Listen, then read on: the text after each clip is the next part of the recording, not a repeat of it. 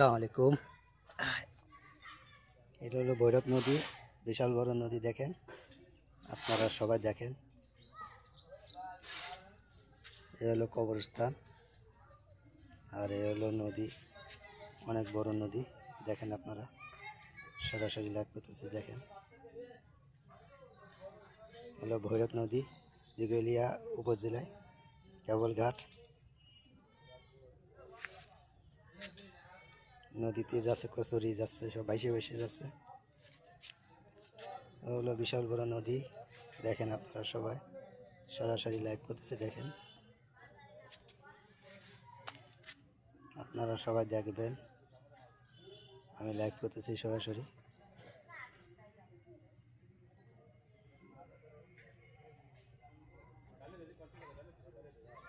এই হলো বাজার।